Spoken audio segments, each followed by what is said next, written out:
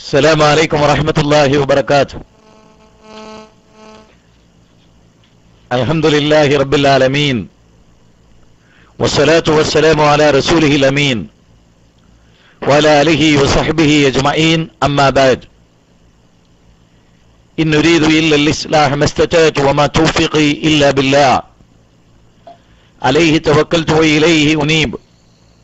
رب اشرح لي صدري ويسر لي أمري واحلل عقدة من لساني يفقهوا قولي. أعوذ بالله من الشيطان الرجيم. بسم الله الرحمن الرحيم.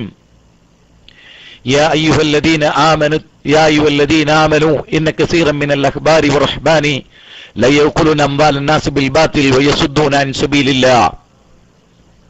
ബഹുമാനരായ സത്യാന്വേഷികളായ സഹോദരന്മാരെ, സഹപ്രവർത്തകരെ, സുഹൃത്തുക്കളെ, വളരെ കാലിക പ്രസക്തിയുള്ള ഒരു വിഷയത്തിലെ ചർച്ചയാണല്ലോ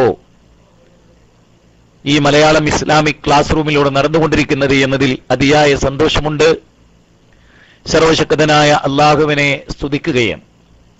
പൗരോഹിത്യത്തിന്റെ വിവിധ മുഖങ്ങൾ എന്ന വളരെ ശ്ലാഘിക്കപ്പെടേണ്ട ഒരു വിഷയത്തിലാണല്ലോ നിങ്ങൾ ചർച്ച മുന്നോട്ട് കൊണ്ടുപോകുന്നത്. എനിക്കിതിലുള്ള ഏറ്റവും വലിയ സന്തോഷം, മലയാളം ഇസ്ലാമിക് ക്ലാസ് റൂമിൽ പങ്കെടുക്കുന്ന പല ആളുകളും, ഇതിൽ സംസാരിക്കുന്ന പല ആളുകളും ഒരു കാലഘട്ടത്തിൽ പൗരോഹിത്യത്തിന്റെ ചങ്ങലക്കെട്ടുകളിലായിരുന്നു എന്ന വസ്തുത എല്ലാവരും അറിയേണ്ടതുണ്ട്.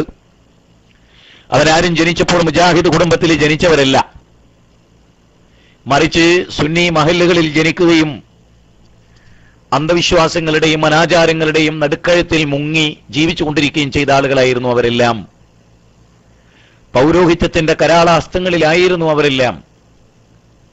നബി കരീം സല്ലല്ലാഹു അലൈഹി വസല്ലമയുടെ നിയോഗത്തെക്കുറിച്ച് പറഞ്ഞെടുത്ത് വല്ല അലാലല്ലത്തി കാനത്ത് അലൈഹിം, അവരെ പൗരോഹിത്യത്തിന്റെ ചങ്ങലക്കെട്ടുകളിൽ നിന്ന് പ്രവാചക തിരുമേനി മോചിപ്പിച്ചു എന്ന് പറയുന്നുണ്ട്.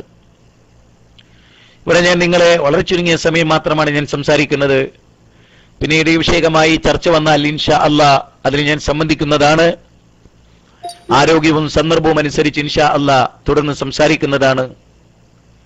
പല ആളുകളും ഞാനിപ്പോൾ ഒരു ബൈലക്സ് പ്രഭാഷകനാകുന്നു എന്നെ വിമർശിക്കുന്നുണ്ട്. ഞാനെങ്ങനെ ബൈലക്സ് പ്രഭാഷകനാകാതിരിക്കും? നിങ്ങൾ തന്നെ ആലോചിച്ചു നോക്കൂ.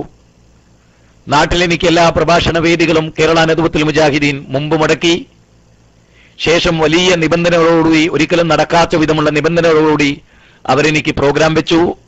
കഴിഞ്ഞ 3 ദിവസങ്ങൾക്ക് മുമ്പ് കേരളത്തിൽ എനിക്ക് മുജാഹിദ് വേദിയിൽ സംസാരിക്കാൻ അവസരമില്ലാത്ത വിധം എന്റെ വേദികൾ അവർ മുടക്കി.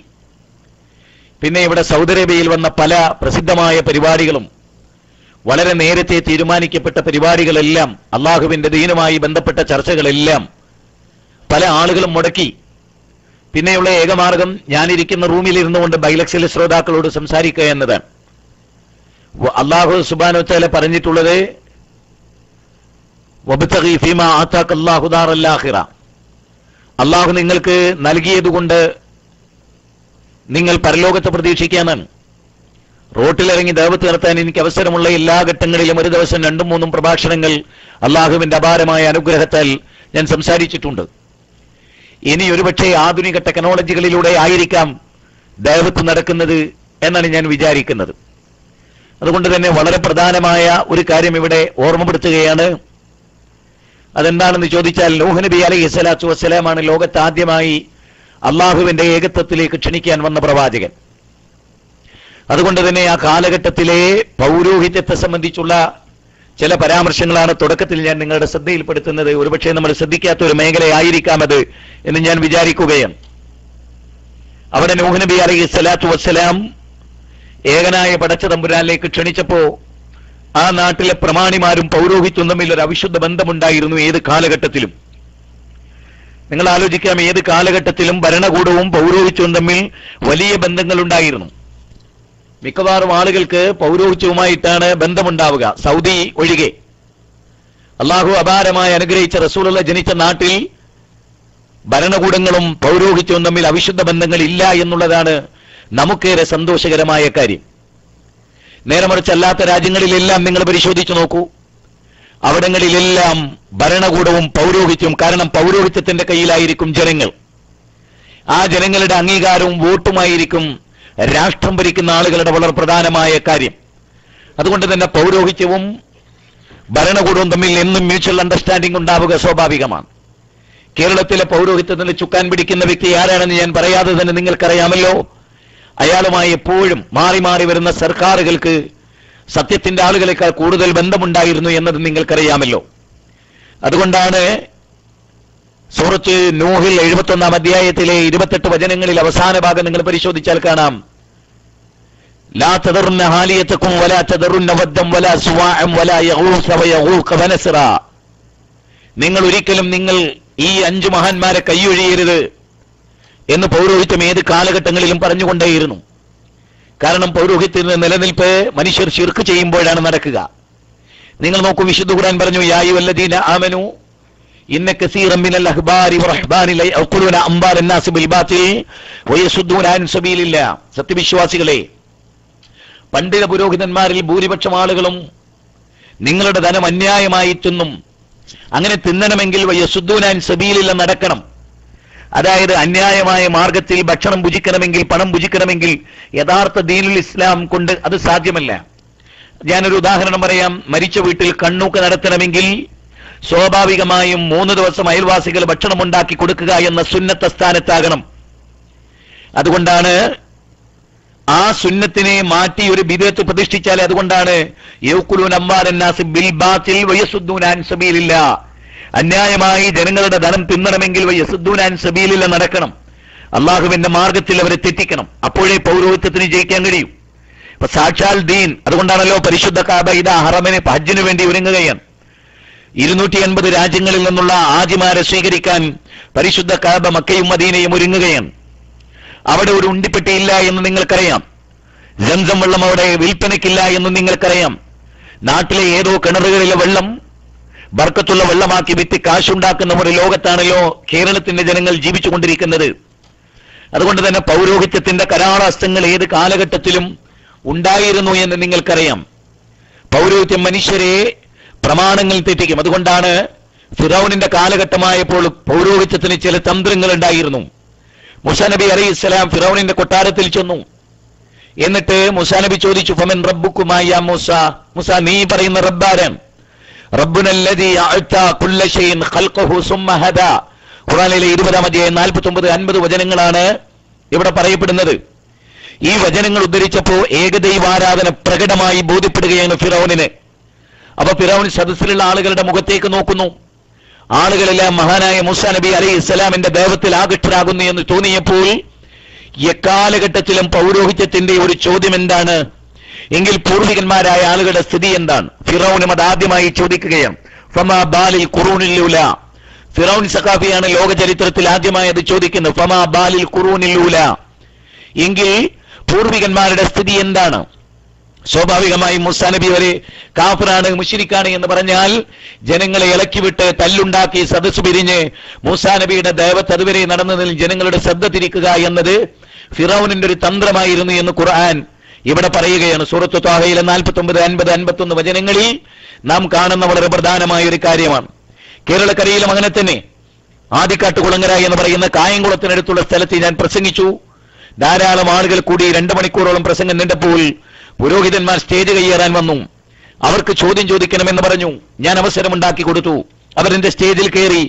ആദിക്കാട്ടുകുളങ്ങരയിൽ അന്ത്യവിശ്രമം കൊള്ളുന്ന മഹാന്മാർ ഹദ്ദാദ്, റാത്തീബ് തുടങ്ങിയ കർമ്മങ്ങൾ ചെയ്തവരാണ്. അവർ ശിർക്ക് ചെയ്തവരാണോ, അവർ മുശ്രിക്കുകളാണോ എന്നാണ് അയാൾ എന്നോട് ചോദിച്ചത്. അന്ന് ഞാൻ പറഞ്ഞത്, മൂസാ നബി ഖാല ഇൽമുഹാ ഇൻദ റബ്ബി ഫി കിതാബ്.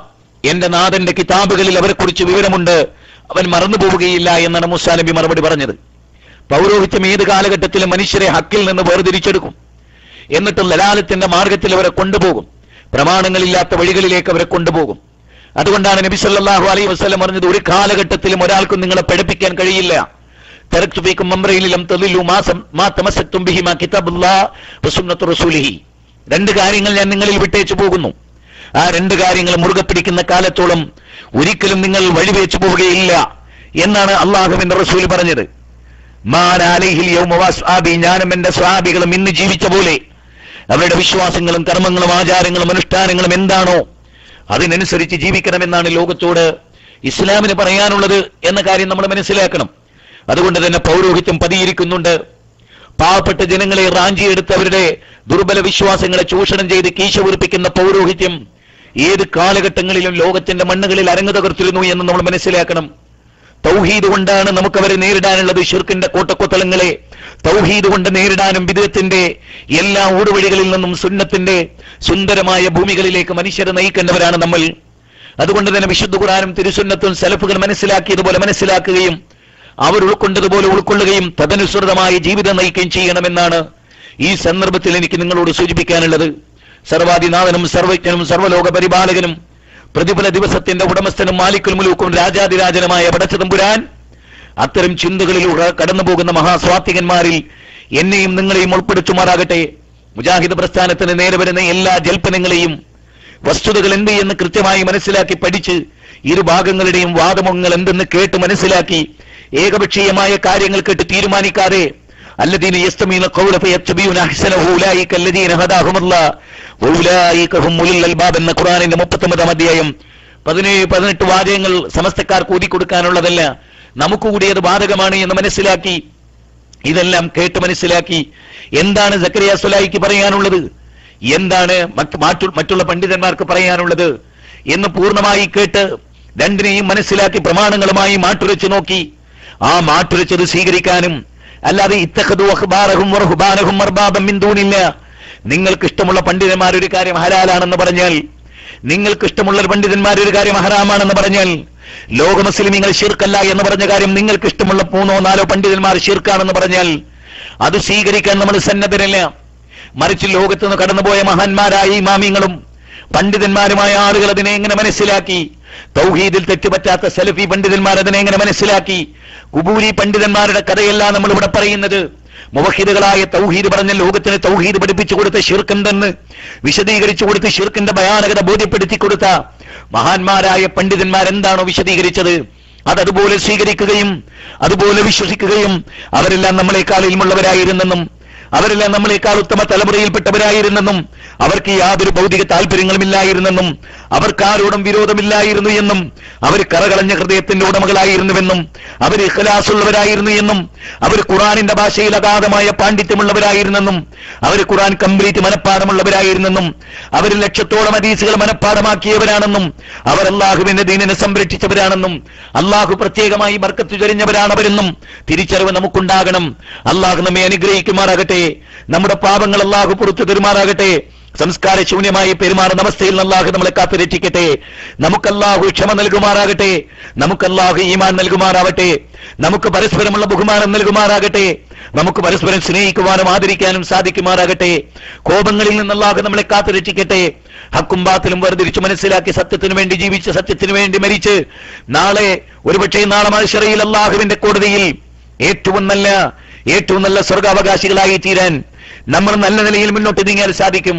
അതിന് അല്ലാഹു നമുക്ക് തൗഫീഖ് പ്രദാനം ചെയ്യുമാറാകട്ടെ. റബ്ബനാ ഹബ് ലനാ മിൻ അസ്വാജിനാ വദുർരിയ്യാതിനാ ഖുർറത അഅ്യുനിൻ വജഅൽനാ ലിൽ മുത്തഖീന ഇമാമാ. اللهم يا مقلب القلوب ثبت قلوبنا على دينك. اللهم يا مقلب القلوب ثبت قلوبنا على دينك. اللهم اجرنا من النار. اللهم اجرنا من النار. اللهم اجرنا من النار. اللهم احينا على الكتاب والسنة ومتنا مع الإيمان والتوبة. اللهم احينا على الكتاب والسنة ومتنا مع الإيمان والتوبة. ربنا آتنا في الدنيا حسنة وفي الآخرة حسنة وقنا عذاب النار. آمين برحمتك يا أرحم الراحمين. السلام عليكم ورحمة الله وبركاته.